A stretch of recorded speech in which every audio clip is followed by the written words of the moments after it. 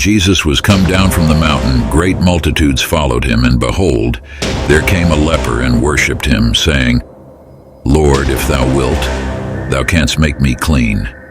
And Jesus put forth his hand and touched him, saying, I will, be thou clean. And immediately his leprosy was cleansed. And Jesus saith unto him, See thou tell no man, but go thy way, show thyself to the priest, and offer the gift that Moses commanded, for a testimony unto them. When Jesus entered Capernaum, a centurion approached him, pleading for help.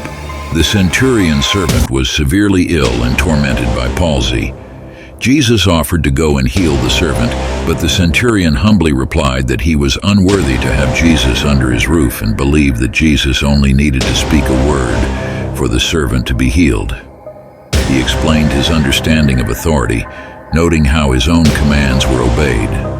Impressed by the centurion's faith, Jesus declared it unmatched in Israel and stated that many from all over would join the patriarchs in heaven, while some of Israel would face judgment.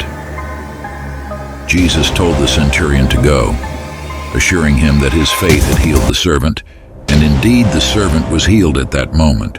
And when Jesus was come into Peter's house, he saw his wife's mother laid and sick of a fever, and he touched her hand, and the fever left her, and she arose and ministered unto them. When the even was come, they brought unto him many that were possessed with devils. And he cast out the spirits with his word, and healed all that were sick, that it might be fulfilled which was spoken by Esaias the prophet, saying, Himself took our infirmities and bare our sicknesses. Now when Jesus saw great multitudes about him, he gave commandment to depart unto the other side. And a certain scribe came and said unto him, Master, I will follow thee whithersoever thou goest. And Jesus saith unto him, The foxes have holes, and the birds of the air have nests, but the Son of Man hath not where to lay his head. And another of his disciples said unto him, Lord, suffer me first to go and bury my father. But Jesus said unto him, Follow me, and let the dead bury their dead. And when he was entered into a ship, his disciples followed him. And behold, there arose a great tempest in the sea, insomuch that the ship was covered with the waves, but he was asleep. And his disciples came to him, and awoke him, saying, Lord, save us, we perish. And he saith unto them, Why are ye fearful, O ye of little faith? Then he arose and rebuked the winds and the sea, and there was a great calm. But the men marveled, saying, What manner of man is this, that even the winds and the sea obey him? Jesus and his disciples arrived in the country of the Gadarenes. A man possessed by an unclean spirit, who lived among the tombs and couldn't be restrained even with chains, met Jesus. The man, tormented and self-harming, ran to Jesus, worshipped him, and begged not to be tormented. Jesus commanded the unclean spirit to leave. The spirit, named Legion because it was many, pleaded to enter a nearby herd of swine. Jesus agreed, and the spirits entered the pigs, which then drowned in the sea. The swineherds fled and spread the news. People found the man now sane and clothed and were afraid. They asked Jesus to leave. As he departed, the man wanted to join him, but Jesus told him to share his story of healing and compassion. The man did so, and everyone marveled. And Jesus entered into a ship and passed over, and came into his own city. And behold, they brought to him a man sick of the palsy, lying on a bed. And Jesus, seeing their faith, said unto the sick of the palsy, Son, be of good cheer, thy sins be forgiven thee. And behold, certain of the scribes said within themselves, This man blasphemeth. And Jesus, knowing their thoughts, said, Wherefore think ye evil in your hearts? For whether is easier to say, Thy sins be forgiven thee, or to say, Arise and walk? But that ye may know that the Son of Man hath power on earth to forgive sins. Then saith he to the sick of the palsy, Arise, take up thy bed, and go unto thine house. And he arose, and departed to his house. But when the multitude saw it, they marveled, and glorified God, which had given such power unto men. And as Jesus passed forth from thence, he saw a man named Matthew sitting at the receipt of custom, and he saith unto him, Follow me. And he arose, and followed him. And it came to pass, as Jesus sat at meat in the house, behold, many publicans and sinners came and sat down with him and his disciples. And when the Pharisees saw it, They said unto his disciples, Why eateth your master with publicans and sinners? But when Jesus heard that, he said unto them, They that be whole need not a physician, but they that are sick. But go ye and learn what that meaneth, I will have mercy, and not sacrifice. For I am not come to call the righteous, but sinners to repentance.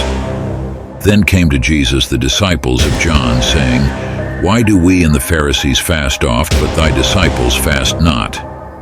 And Jesus said unto them, Can the children of the bride chamber mourn, as long as the bridegroom is with them? But the days will come when the bridegroom shall be taken from them, and then shall they fast. No man putteth a piece of new cloth unto an old garment, for that which is put in to fill it up taketh from the garment, and the rent is made worse. Neither do men put new wine into old bottles, else the bottles break, and the wine runneth out, and the bottles perish. But they put new wine into new bottles, and both are preserved. While Jesus spake these things unto them, behold, there came a certain ruler and worshipped him, saying, My daughter is even now dead, but come and lay thy hand upon her, and she shall live. And Jesus arose and followed him, and so did his disciples. And behold, a woman which was diseased with an issue of blood 12 years, came behind him, and touched the hem of his garment. For she said within herself, If I may but touch his garment, I shall be whole. But Jesus turned him about, and when he saw her, he said, Daughter, be of good comfort. Thy faith hath made thee whole. And the woman was made whole from that hour. And when Jesus came into the ruler's house, and saw the minstrels and the people making a noise, he said unto them, Give place, for the maid is not dead, but sleepeth. And they laughed him to scorn. But when the people were put forth, he went in, and took her by the hand, and the maid arose.